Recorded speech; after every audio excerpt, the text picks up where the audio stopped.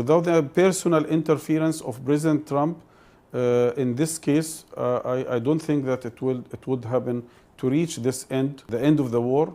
Therefore, yes, we thank President Trump and his personal efforts to interfere and to pressure Israel to make an end of this massacre and slaughtering. After the incredible relief and jubilation here in Israel with the release of all the living hostages, there is that big question of what is going to happen in Gaza. We've seen videos of Hamas executing dissidents, and they have basically said that they don't accept parts of Trump's plan that would make them disarm and not being a governing factor anymore in Gaza. So, in order to understand what maybe will happen, let's take a look at this interview of Hamas spokesperson Bassem Naim with Sky News' Yalda Hakim, not exactly a friend of Israel, this interviewer. Let's see if she presses the Hamas spokesperson regarding the disarmament of Hamas in Gaza. Take a look. Yes, I believe without the personal interference of President Trump, after giving Netanyahu the chances one after one to fulfill or to finish the job, and he failed at the end to finish the job according to his criteria, the so-called absolute victory, without the personal interference of President Trump. In this case, I don't think that it would happen to reach this end, the end of the war. Therefore, yes, we thank President Trump and his personal efforts to interfere and to pressure Israel to make an end of this massacre and slaughtering. You have also called on President Trump to ensure that the Israeli government, Benjamin Netanyahu, sticks to its obligations. Do you trust that President Trump will do that and will continue the pressure on Benjamin Netanyahu?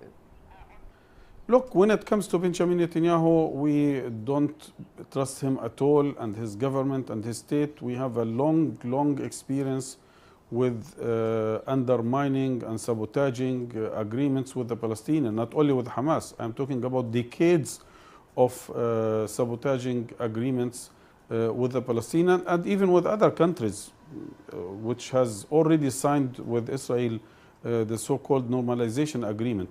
Therefore, yes, we believe and we hope that President Trump continue to interfere personally and to exercise the maximum pressure on Netanyahu to fulfill its obligation, first as according to the deal, and second according to the international law as an occupying power. Because I think without this pressure, without this personal interference from President Trump, this would not happen. How will you ensure that the fighters, the Hamas fighters in Gaza, will abide by this ceasefire as well and won't trigger a breakdown of this ceasefire? I have no doubt that they will stick to the deal and fulfill their obligations accordingly. I hope that the Israelis will do this. Just to be clear, that the Trump plan does say that Hamas will have no role in governing the future of Gaza. So you can confirm then that your role as Hamas is over? Look, Yalda, and I have to be honest with you and with your audience, and I have always been very open and frank in answering questions.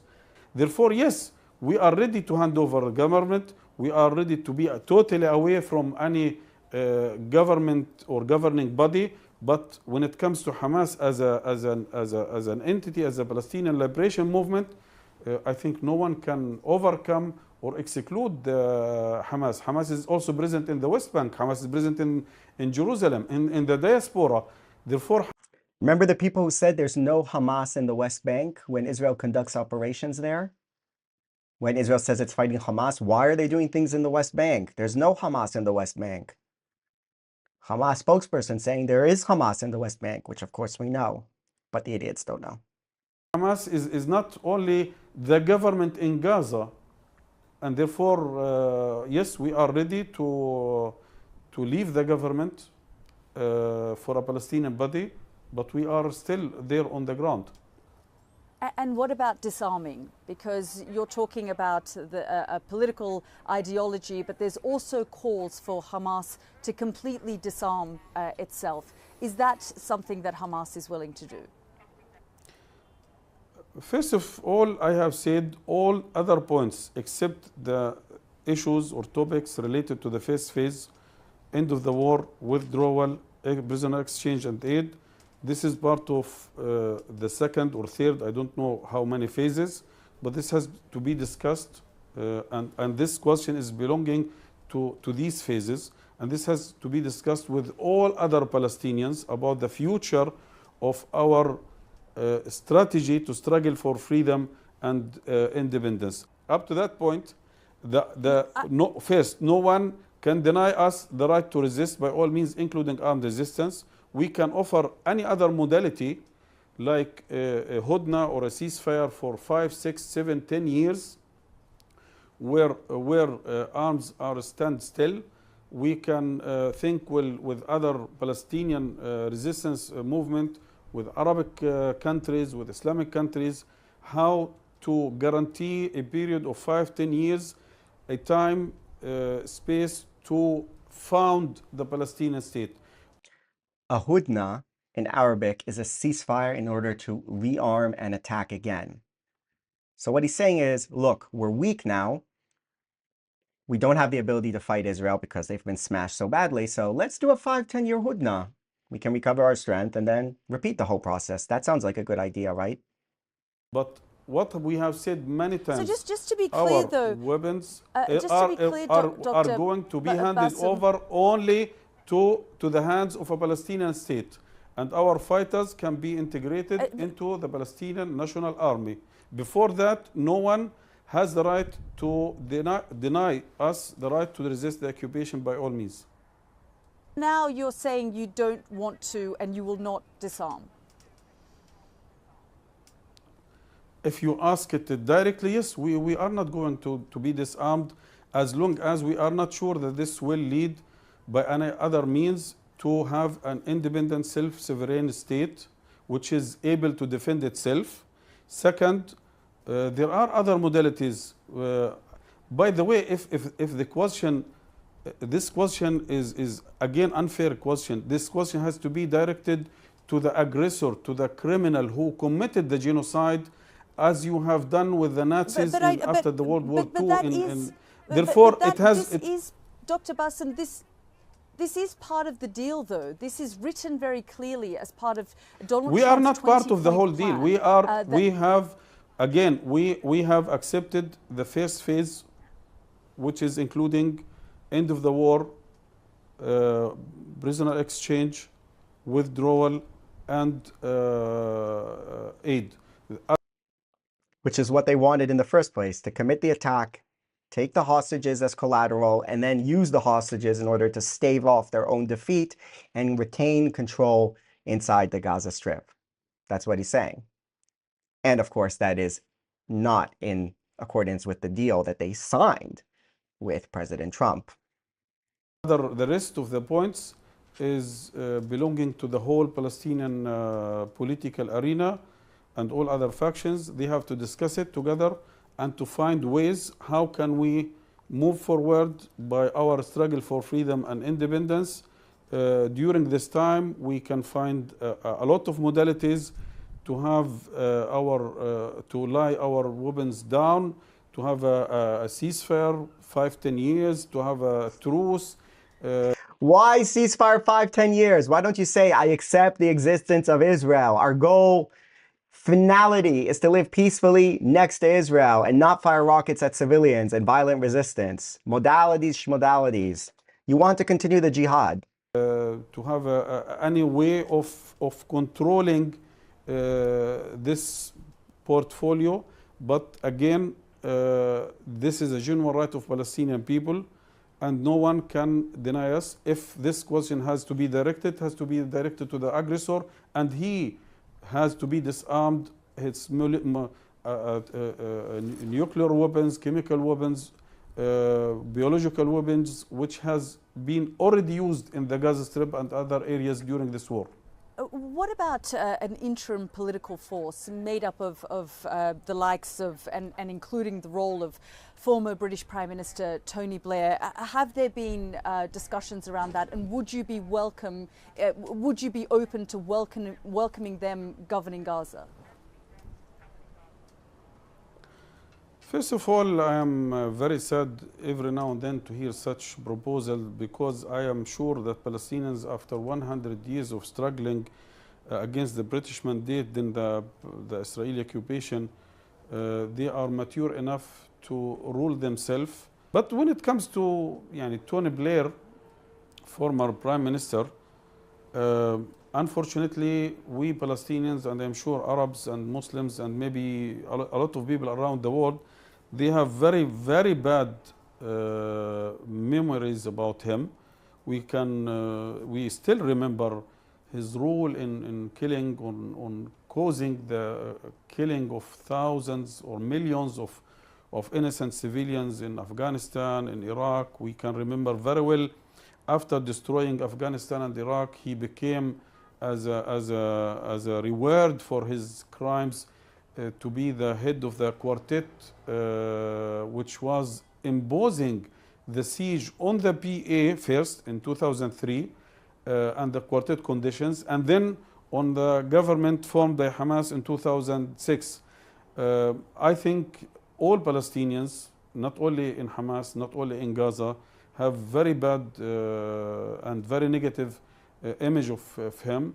And I don't believe that he will be very welcomed or will be a very positive input in this case. Again, Palestinians have a lot of independent technocratic cadres or leaders who can do the job in the best interest of the Palestinian people. To be honest, when I hear the name Tony Blair, I can say this could be Balfour Declaration 2 after 100 years. We are reviving some very bad memories of UK and British mandate. Therefore, he can be the second Balfour in this case.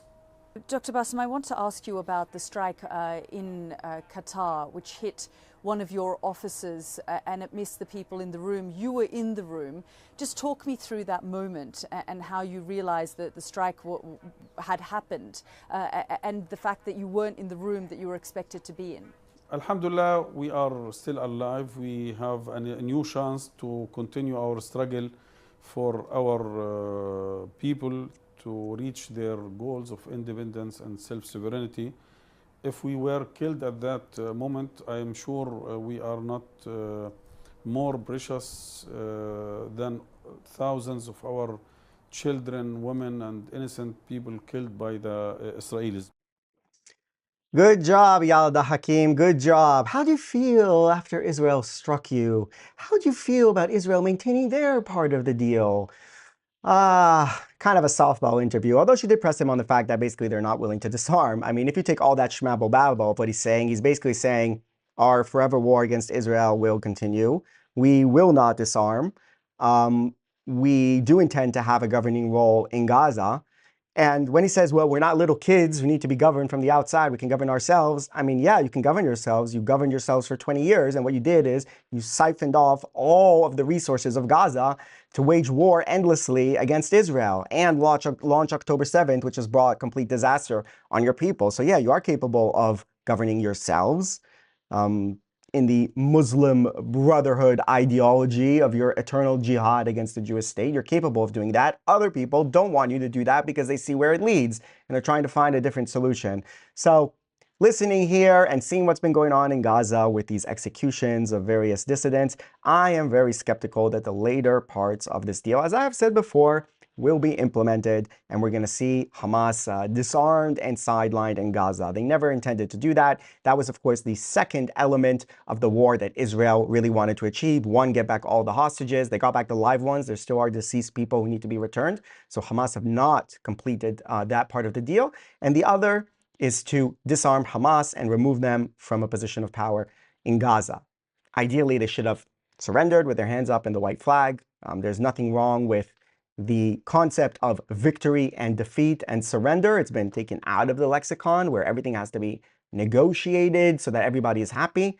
That's not how wars should work, but unfortunately, that's the best Israel could get under the circumstances, thanks to the deal brokered by President Trump. But we are in for very difficult days ahead when it comes to Hamas's role in Gaza. They intend to stay there. They intend to remain armed. They intend to continue their forever war against Israel, the aggressor, as he called it, even though they were the ones who launched the October 7th attack. So that is what we are in store for, and only through pressure and the correct pressure points on, I don't know, Qatar, Turkey, Egypt, and other important countries is there a chance of preventing this disaster from happening. Because if it does, well, we could be back in the same situation 3, 4, 5 years from now, as we've been, in this war. I very much hope it doesn't happen, but now is the time, hopefully, that action will be taken in order to prevent that eventuality. Thank you very much, my folks. Insightful Nomad, don't forget to like and subscribe, and I will see you in the next video. Yalla bye.